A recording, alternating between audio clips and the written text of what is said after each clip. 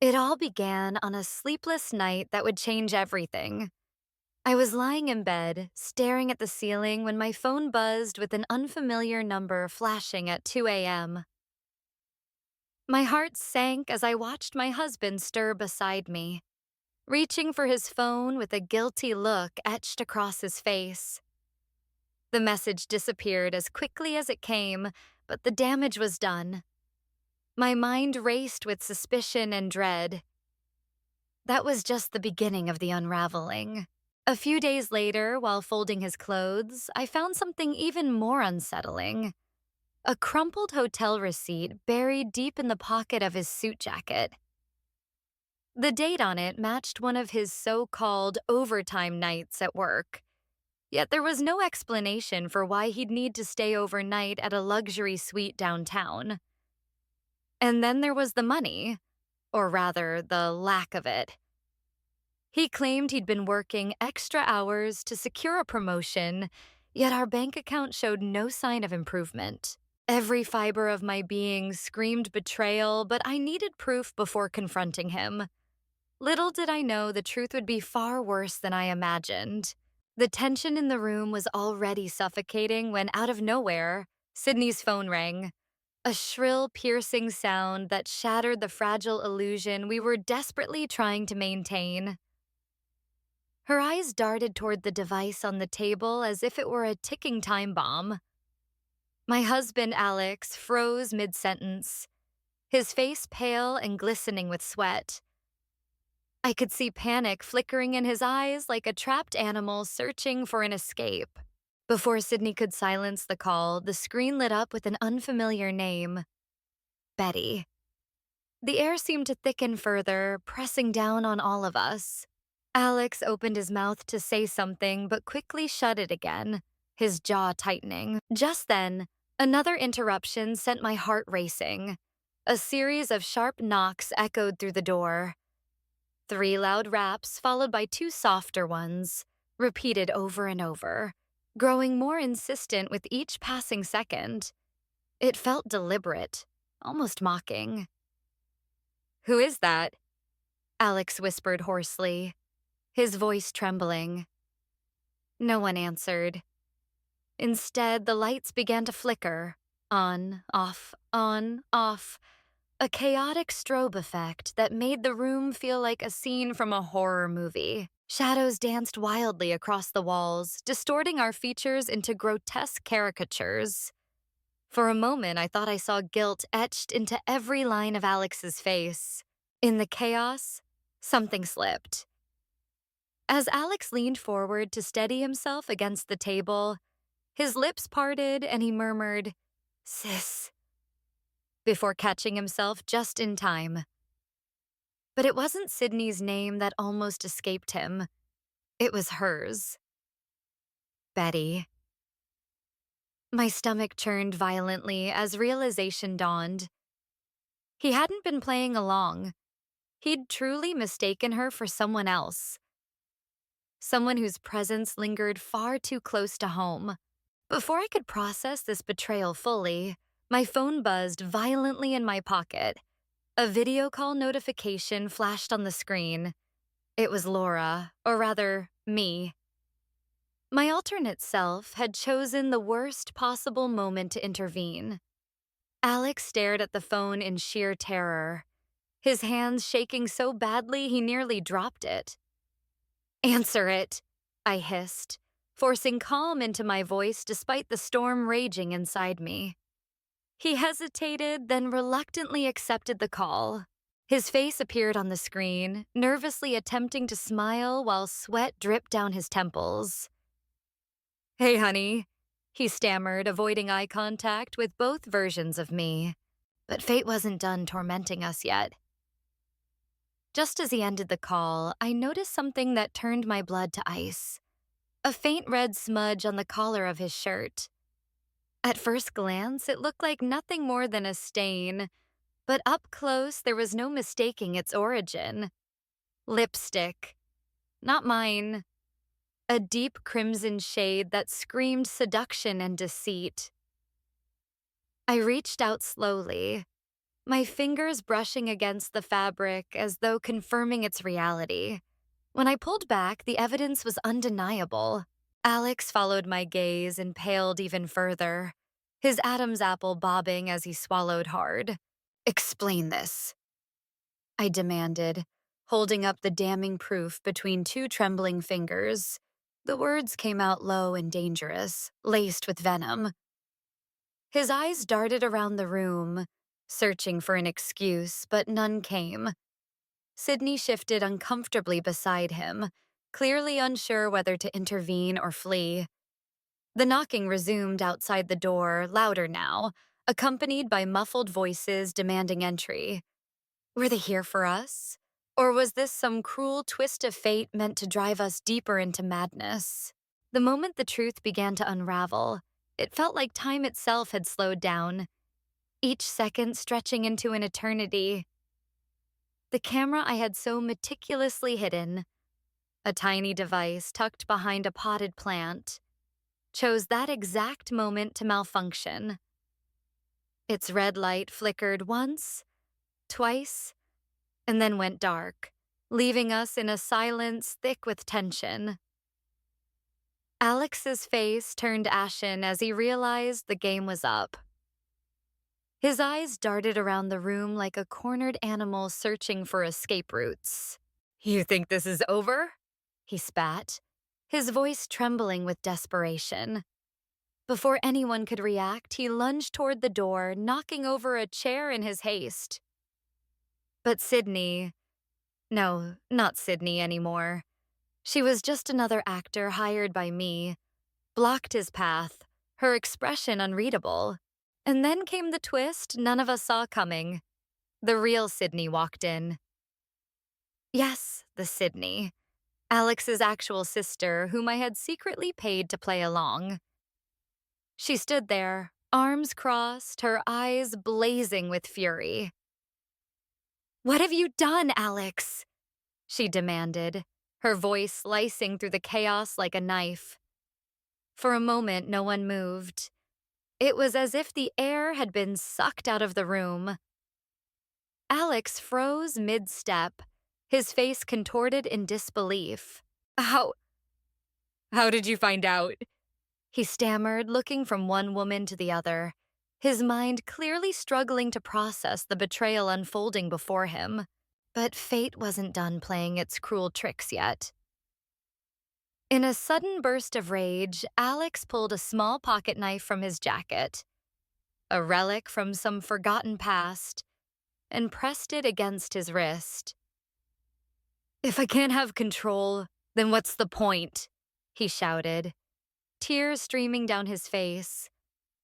My heart stopped. Was he really going to do it? Panic surged through me, but before I could act, my legs gave way beneath me. The world spun violently, and I collapsed onto the floor, unconscious. When I came to, the room was filled with flashing blue and red lights. Neighbors had called the police after hearing the commotion. Officers swarmed the apartment, their voices overlapping as they tried to piece together what had happened. Alex sat slumped in a corner, his hands cuffed behind his back, muttering incoherently about betrayal and lies. Sydney, the fake one, was sobbing uncontrollably, while the real Sydney stared at me with a mixture of pity and anger. "You should have told me sooner," she said quietly, shaking her head. I wanted to explain, to justify everything I'd done, but words failed me. Instead, I focused on the weight of the situation pressing down on me. The man I had loved, or thought I loved, was now a stranger. Someone capable of deceit so deep it made my stomach churn. And yet, amidst all the chaos, there was a strange sense of relief. The truth, no matter how painful, had finally surfaced. As the officers led Alex away, I whispered under my breath, "It's over." But even as I said it, I knew the scars would linger long after the dust settled. The deeper I dug, the more the web of deceit unraveled. each discovery piercing my heart like shards of broken glass. It started with something seemingly innocuous, a photograph buried in a folder on Alex's laptop. At first glance, it looked like any casual snapshot, two people smiling against a backdrop of palm trees. But as I zoomed in, my blood ran cold. There he was, my husband, with his arm draped possessively around a woman who wasn't me. Her name? Betty. The same name that had haunted my nightmares since the mysterious phone call during their secret rendezvous. In the photo, they looked far too comfortable, their smiles radiating an intimacy I hadn't seen from Alex in years. My hands trembled as I saved the image to my phone, vowing to confront him later, but not before uncovering everything else. And then came the plane tickets. Tucked inside a drawer beneath a pile of old receipts, I found them. 2 round-trip tickets to the Maldives, dated just weeks earlier. A luxury destination known for honeymoons and romantic getaways. Not exactly the kind of place one visits alone or for work purposes. My stomach churned as I pieced together the timeline. That week, Alex had claimed he was attending a conference in Chicago. He even sent me updates about networking events and team-building workshops. Lies, all lies. Each detail felt like another nail in the coffin of our marriage. But the most damning evidence came when I stumbled upon a voice recording hidden among files, labeled innocuously as work memos. Pressing play, I braced myself for what I might hear. What followed was a conversation so intimate, so brazen, it left me breathless. "I miss you already," Alex murmured, his tone dripping with affection. Betty's laughter echoed faintly in response, soft and flirtatious.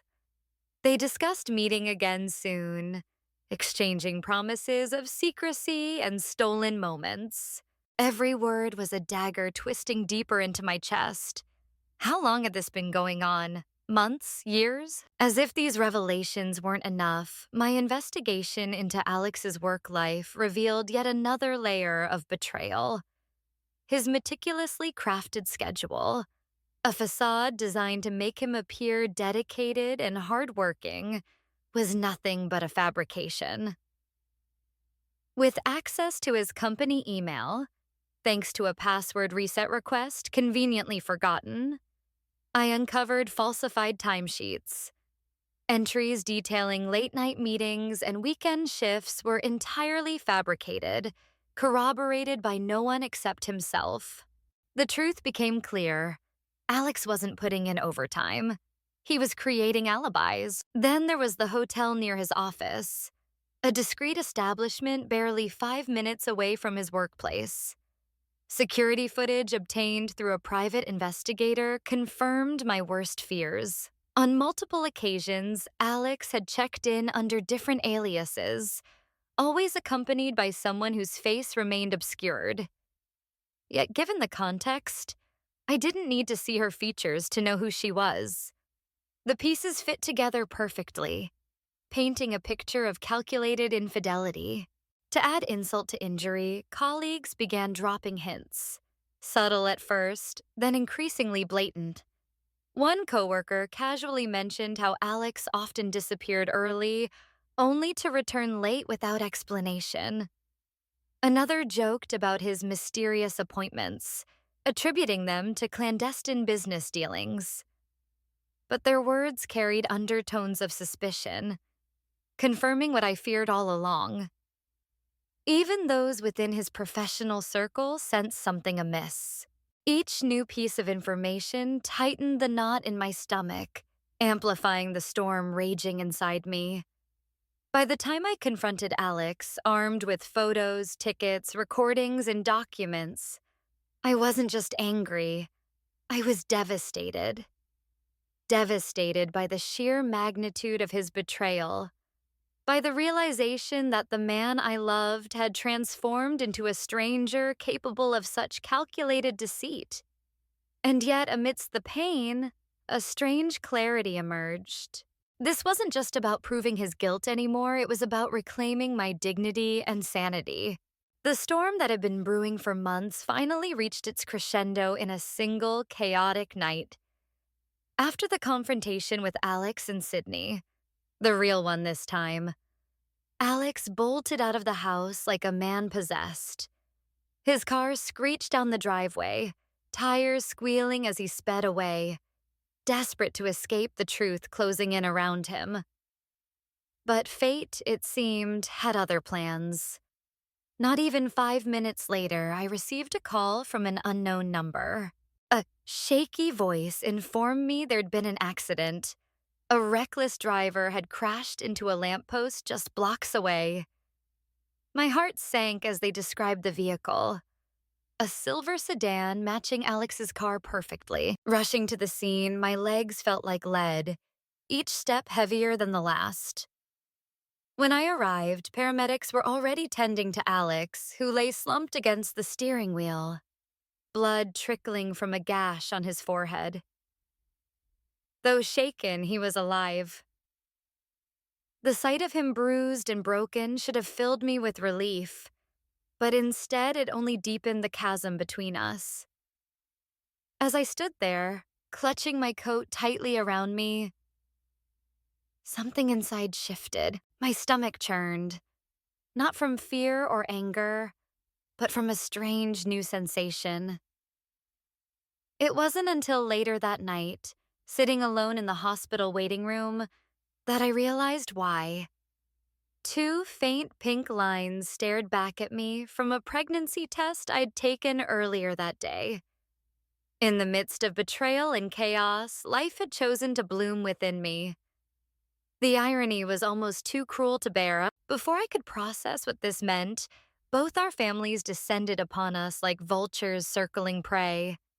Alex's parents arrived first, their faces etched with worry and disbelief. "How could you let this happen?" his mother demanded, pointing a trembling finger at me. Her accusation stung, though I knew she wasn't entirely wrong. Then came my own family, equally distraught but more protective. My father placed a firm hand on my shoulder. "We'll handle this together," he said, his voice steady despite the turmoil swirling around us. For once, I felt grateful for their intrusion. Their presence reminded me I wasn't alone in this nightmare, but the drama didn't end there. Days later, while sorting through our finances, I uncovered another devastating secret. Alex had amassed a staggering debt gambling online. Thousands of dollars vanished without a trace, leaving behind a financial black hole threatening to swallow everything we owned. To make matters worse, creditors began calling incessantly, their voices growing increasingly menacing. One evening, as I sat nursing a cup of tea, a shadowy figure appeared at my doorstep. "You're going to pay for what your husband owes," the man growled before disappearing into the night. Fear gripped me like icy fingers around my throat. Meanwhile, legal proceedings ground forward relentlessly. Our joint assets, everything we'd built together over the years, were frozen pending investigation. The house, the savings accounts, even the small inheritance I'd received from my grandmother, all inaccessible. Each piece of paper stamped with official seals felt like another layer of control slipping through my fingers.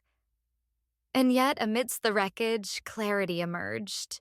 This wasn't just about reclaiming my life anymore, it was about protecting the tiny spark of hope growing inside me.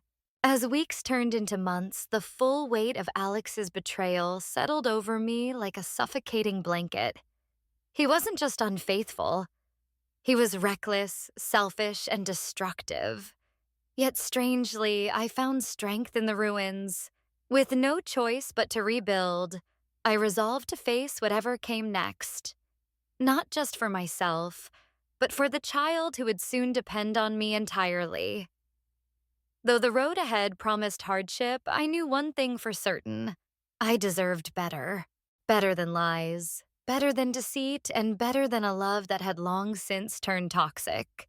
The camera, a tiny, unassuming device hidden behind a potted plant, was supposed to be my silent witness, capturing every deceitful word and gesture. But fate has a cruel sense of humor. Just as the confrontation with Alex reached its most critical moment, the feed froze. A flickering red light signaled that something was wrong. My heart sank when I realized what had happened. Someone had hacked into the system remotely, cutting off the live stream. Panic surged through me as I frantically tried to reconnect, but it was useless. The screen remained blank, taunting me with its emptiness. Little did I know, however, that the camera had already recorded something far more shocking earlier in the day. Something I wouldn't discover until much later. As if the universe itself conspired against me, the battery died precisely at the height of the drama. One minute, I was watching Sydney, the fake one, exchange awkward glances with Alex, and the next, everything went black. It felt like the world had been plunged into chaos, leaving me blind and vulnerable. What secrets had unfolded during those lost moments? Had Alex slipped up further? Or worse, had he managed to cover his tracks while I scrambled to restore power? The uncertainty gnawed at me, amplifying my frustration and fear. Meanwhile, the Paradise Islands loomed over us like an ironic symbol of betrayal. 6 months ago, Alex had surprised me with tickets for the trip, claiming it was a gift to celebrate our anniversary. A second honeymoon, he'd said, his voice dripping with false sincerity. At the time, I believed him. I even dreamed of walking along pristine beaches hand in hand, rekindling the spark we once shared. How naive I had been. When I dug deeper into his travel history, I uncovered receipts proving he'd visited the exact same resort last year, with Betty. Photos surfaced too, showing them lounging by the pool, drinks in hand, smiles radiant under the tropical sun. Each image stabbed me anew, confirming that the trip wasn't about us at all. It was just another layer of his carefully constructed lie. Adding insult to injury, I found out that Alex had booked the original trip under a fake name, ensuring no traces would lead back to him. His meticulous planning sickened me. He hadn't stopped there. Emails revealed he'd arranged private excursions for two, complete with romantic dinners and sunset cruises. The thought of him whispering sweet nothings to her in the same places he promised me eternal love made my stomach churn. And yet, amidst the pain, a cold determination grew within me. This wasn't just about exposing his infidelity anymore. It was about dismantling the facade he'd built around himself, piece by agonizing piece. When I finally retrieved the corrupted footage from the camera days later, I wished I hadn't. The grainy video showed Alex pacing nervously, muttering to himself about fixing things before hastily stuffing documents into a briefcase. Among them was a crumpled receipt for jewelry purchased at a store near the resort. The pieces clicked into place. The necklace he gave me after returning from the islands wasn't new. It was recycled, tainted by lies. Every detail of the Paradise Islands saga mocked me, turning what should have been a celebration of love into a monument of deceit. Some people leave scars, others leave lessons. Burn and reborn stories that break you, then rebuild you.